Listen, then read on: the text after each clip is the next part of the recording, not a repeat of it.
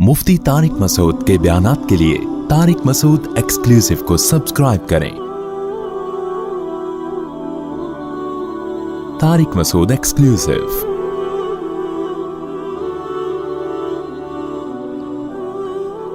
हाँ भाई, पूछ रहे हैं कि आजकल फ़िरक़वारियत का दौर है, अवाम कन्फ्यूजन में है, किसको फॉलो करें किसको फॉलो नहीं करें, और हर आदमी कुरान और हदीस ही का लेबल लगा के बात कर रहे हैं।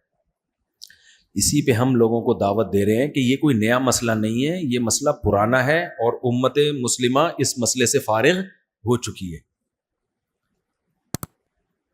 वो फारिग ऐसे हो चुकी है कि इमाम अबू हनीफा, इमाम शाफी, इमाम मालिक, इमाम अहमद इब्न हम्बल ये कुरान और हदीस की रिसर्च का काम सदियों पहले करके निमटा चुके हैं और मुरत्तब शक्ल में उम्मत के सामने पेश कर चुके हैं। इसी पे हुकूमतें चली हैं, उम्मत ने कुरान और हदीस की रिसर्च में इन्हीं पर एतमाद किया सदियों। तो अब भी उम्मत का जोड़ इसी में है कि उम्मत को कुरान और हदीस के नाम पे बेलगाम होने से बचाने के उसी मुरत्तब फ़िक़ा को फॉलो करने का हुक्म दिया जाए। इससे उम्मत फ़िरक़वारियत से बचेगी। और हर आदमी को अगर आपने अथॉरिटी दे दी कोई भी कुरान और हदीस के नाम पे रिसर्च पेश करे तो फिर वही होगा जो मार्केट में हो रहा है। खुद अहले हदीस हजरात के हालत, चंद उलमा इनके संजीदा हैं, बहुत अच्छे हैं, नेक हैं, परहेजगार हैं, लेकिन मेजॉरिटी का हाल देखें क्या हो रहा है। खुद उलमा उनसे ही नहीं संभल रहे। वो लोग वो फतवा दे रहा है, उसका कुरान हदीस पे दूसरा फतवा आ रहा है, उस तीसरे का तीसरा फतवा आ रहा है, चौथे का चौथा फतवा आ रहा है, पांचवे का पांचवा फतवा आ रहा है। तो इससे उम्मत जुड़ेगी थोड़ी, बेड़ा गर्क हो जाएगा। तो बेहतर नहीं है जो मुरत्तब फ़िक़ा सदियों से चला आ रहा है। उम्मत हदीस में आता है गुमराही पे जमा नहीं हो सकती, तो जो मुरत्तब फ़िक़ा चला आ रहा है उसी को फॉलो किया जाए। तो नई नई चीजों को मार्केट से, लेबल तो सब अच्छे लगाएंगे, रिसर्च के नाम पे लेबल सबके पास अच्छे ही होंगे। और ये कैसे हो सकता है उम्मत गुमराही पे जमा हो जाए? अगर ये चारों फ़िक़ा गलत है तो अहले सुन्नत वल जमात में 99% से ज्यादा लोग तो इन्हीं चारों को फॉलो कर रहे हैं। देखो मेरे भी दुनिया में कितनी ट्रैवलिंग हुई है। पाकिस्तान, अफगानिस्तान, ईरान में जो जितने भी सुन्नी लोग हैं, हिंदुस्तान, इस तरह उज़्बेकिस्तान मेरा जाना हुआ है, सब हनफी हैं वहां पे। बांग्लादेश पूरा क्या है? हनफी। बर्मा में एक भी गैर हनफी नहीं है, जितने मुसलमान हैं। मैं गया हूं वहां पे इतने बड़े पैमाने पर।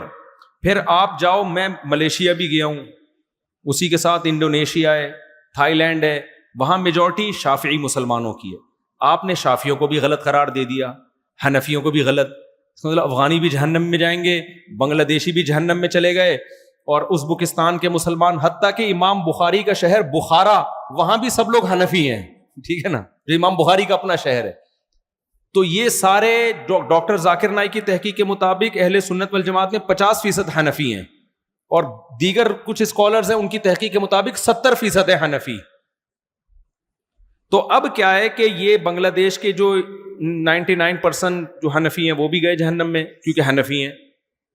क्योंकि इन लोगों की नज़र में हनफी होने का मतलब है कि कुरान हदीस को नहीं मानता, अबू हनीफा को मानता है। हालांकि हमारी नज़र में हनफी होने का मतलब है कुरान हदीस को मानता है, लेकिन जब मसले में इख्तिलाफ होगा, दोनों तरफ हदीसें होंगी, तो अबू हनीफा की राय को ये तरजीह देगा।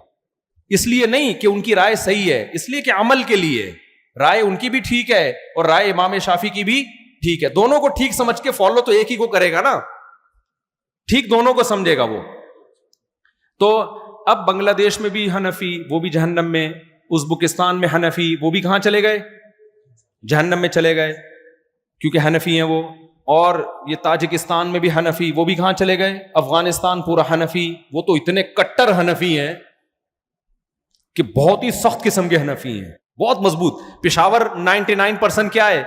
हनफी। कोयटा 99% क्या है? पठान। तो जितने भी दुनिया में 99.9% किसको फॉलो करते हैं? फ़िक़्ह हनफी को। और पठान कम दर्जे का मुसलमान होता है क्या? इस्लाम का एक बहुत बड़ा हिस्सा जिस पे बहुत मजबूती से अमल किया जाता है, उस पे पश्तो बोलने वाले अमल करते हैं। दुनिया की बहुत ताकतवर, वो 99% क्या है? वो फ़िक़्ह हनफी को 99 भी मैंने कम कहा है, इससे ज्यादा ही होंगे, कम नहीं होंगे। तो ये सारे जा रहे कहां? ये गलत फिरके से हैं, सब जहन्नम में जा रहे हैं। फिर इंडोनेशिया, मलेशिया शाफी, चीचनिया शाफी। समझ रहे हो? अभी मैं गया था अफ्रीका, ज़ैम्बिया में, जो है ना जंगलों में गया हूं मैं। अफ्रीका में मुझे सब मालिकी नजर आए, हनफी नजर आए, और दूसरे नंबर पे मालिकी। वो नमाज भी फ़िक़्ह मालिकी के मुताबिक पढ़ते हैं।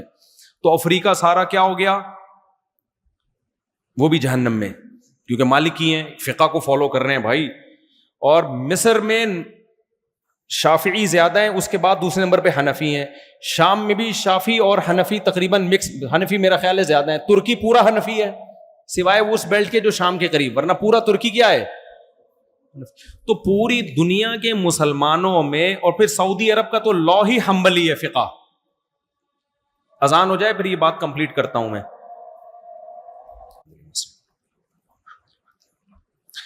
ائمہ حرمین بھی حنبلی ہیں. میں نے خود ائمہ حرمین کی تحریر پڑھی ہے، اور ان پہ کسی نے طنز کیا تھا کہ آپ جو ہے نا کچھ اس طرح کا کہ آپ فقہ حنبلی کو، تو انہوں نے جواب دیا کہ یہ طنز کی بات نہیں، ہمارے لیے فخر کی بات ہے کہ ہم احمد ابن حنبل جو اہل سنت والجماعت کے امام ہیں. تو اصل میں فخر کی چیز ہے اہل سنت والجماعت میں ہونا، کیونکہ ہم جو کہتے ہیں نا کہ جو فرقہ جنت میں جائے گا، جو مکمل جنتی ہے، وہ اہل سنت والجماعت ہیں. تو اہل سنت والجماعت کی بات ہو رہی ہے، تو اس میں تو یہ 4 بڑے مکاتب فکر ہیں.